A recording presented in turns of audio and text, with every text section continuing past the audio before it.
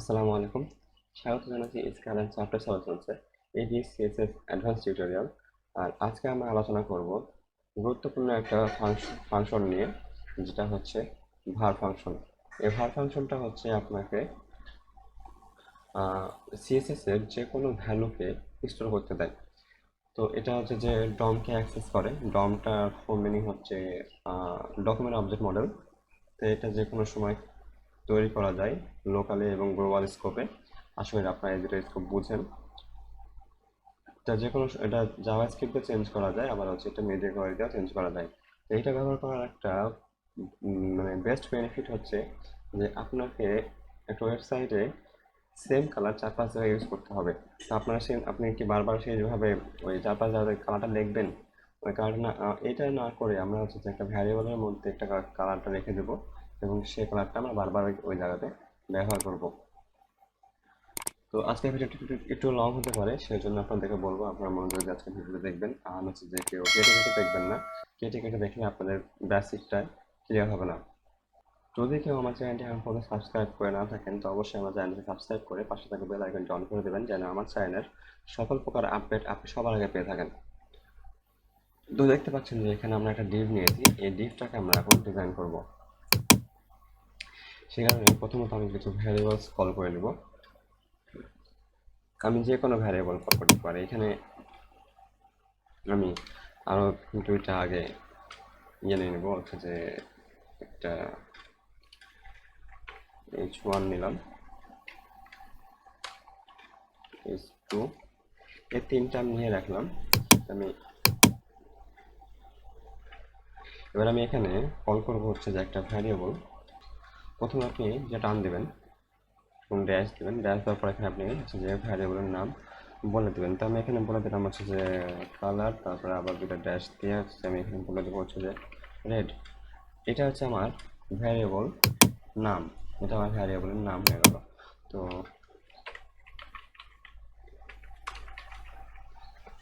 এবার আমি এখানে ক্লোন দেবো। ক্লোন দেওয়ার পরে এখানে আমি বলে দেবো হচ্ছে যে আমার ভ্যালুটা কি হবে। তার আগে আমাকে একটা কাজ করতে হবে, সেটা হচ্ছে যে এটা এভাবে সাপোর্ট করবে না, সেজন্য আমাকে একটা রুট কল করতে হবে। রুটটা কোনো ক্লাস না, এটা হচ্ছে আপনার একটা সিলেক্টর, যার মধ্যে আপনি এই ভ্যারিয়েবলসগুলো রেখে দেবেন। দেখেন এবার কিন্তু এটা কোনো ইরর শো করছে না। আমি এখানে বলে দেবো রেড। এটা আমার একটা ভ্যালু হয়ে গেল। আমি এটা কপি করে এবার আমি এখানে বলে দেবো হচ্ছে যে ব্লু। এখানে আমি ব্লু, তারপরে এখানে আমি হচ্ছে যে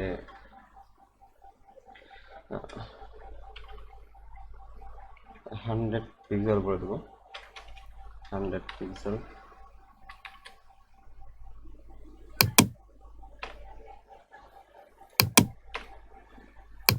এখানে আমি এখন বলে দেবো হচ্ছে যে 100 পিক্সেল।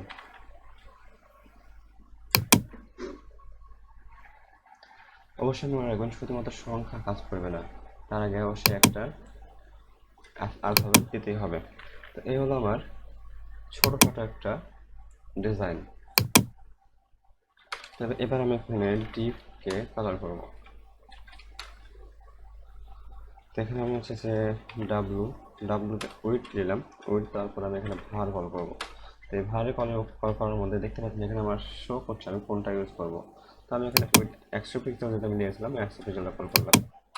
এখানে আমি হাইট দিলাম, এবার আমি ভার দিব। ভার দেওয়ার পর আবার আমি 100 পিক্সেল কল করে দিলাম।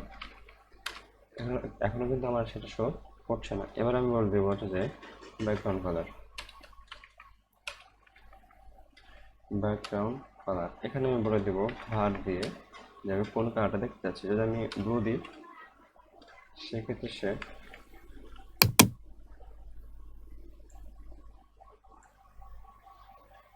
বাই মিস্টেক একটা জায়গা ভুল হয়েছে। আপনার এখানে কোটেশন অবশ্যই দিবেন না, যদি দেন তাহলে সেটা কাজ করবে না।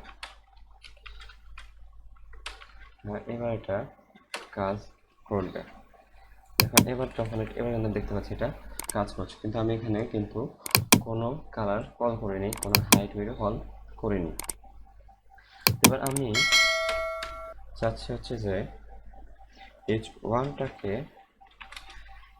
আমি ওখানে একটু টেক্সট দিয়ে আসি।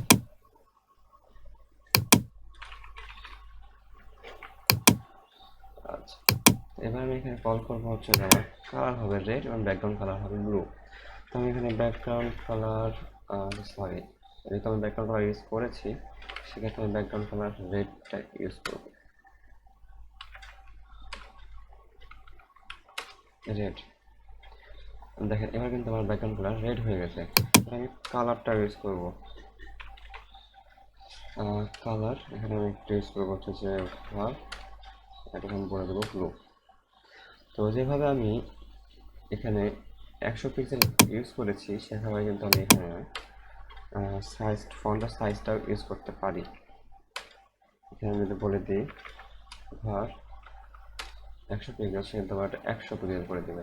এভাবে করে আমি কল করে রাখতে পারি উপরে এবং নিচে সেগুলো ব্যবহার করতে পারি। তো আমি এবারে আপনাদেরকে বলবো হচ্ছে যে লোকাল ভ্যারিয়েবলস এবং হচ্ছে যে গ্লোবাল ভ্যারিয়েবলসের মধ্যে পার্থক্য।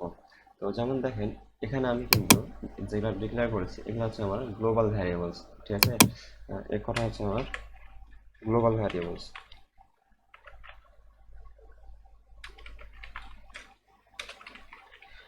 এবার আমি আপনাদের দেখাবো লোকাল ভ্যারিয়েবলস কীভাবে কাজ করে। তো এখানে যেহেতু আমি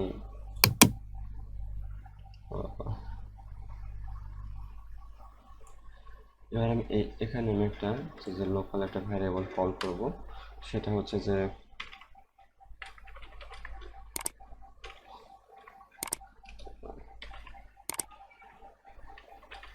ইয়েলো কল করে দিলাম। আবার আমি এখানে ভ্যালু বলে দেবো ইয়েলো। তো এখানে আমি একটা কালার বলে দিলাম। এবার আমি প্রথমে ট্রাই করব এই কালারটাকে ভিতরে ইউজ করার। তো আমি এখানে কালার জায়গায় এটা আমি চেঞ্জ করে দেবো হচ্ছে যে ইয়েলো। এটা কিন্তু আমার এখানে অ্যাক্সেস আমি করতে পারছি। কিন্তু এবার আমি এই ইয়েলো কালারটাকে এই ডিপের মধ্যে অ্যাক্সেস করার চেষ্টা করব, দেখবো সেটা অ্যাক্সেস করে কিনা।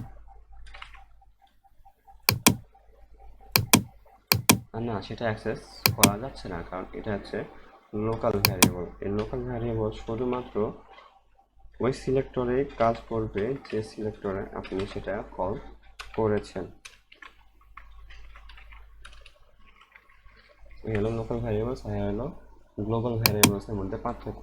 গ্লোবাল ভ্যারিয়েবলস আমরা যে কোনো সিলেক্টরের মধ্যে ব্যবহার করতে পারি, কিন্তু লোকাল ভ্যারিয়েবলস শুধুমাত্র ওই ভ্যারিয়েবলে কল করতে পারবেন যে ভ্যারিয়েবলে আপনি সেটা ডিক্লেয়ার করেছেন। এবার আমরা দেখবো হচ্ছে যে কিভাবে আমরা গ্লোবাল ভ্যারিয়েবলকে ওভাররাইড করতে পারি। তো যেমন দেখেন এখানে আমি 100 পিক্সেলটা ইউজ করেছি, কিন্তু আমার লেখাটা অনেকখানি বড় হয়ে গেছে। তো সেক্ষেত্রে আমি ইউজ করবো হচ্ছে যে এই ভ্যারিয়েবলটা আমরা এখন ওভাররাইড করব, যেন আমরা সেই ভ্যালুটাকে ছোট করে ফন্টটা ছোট করতে পারি। তো সেটার জন্য প্রথমে আমি এখানে সেই ভ্যারিয়েবলটা কল করব।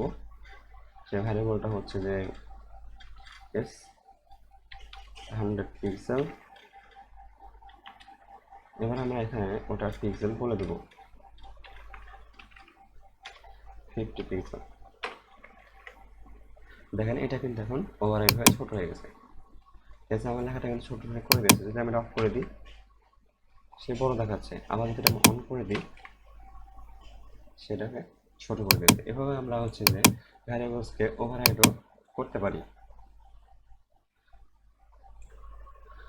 তো এই হলো আমাদের আজকের ভিডিও। আশা করি আপনাদের আজকের ভিডিওটি ভালো লেগেছে, আপনারা বুঝতে পেরেছেন।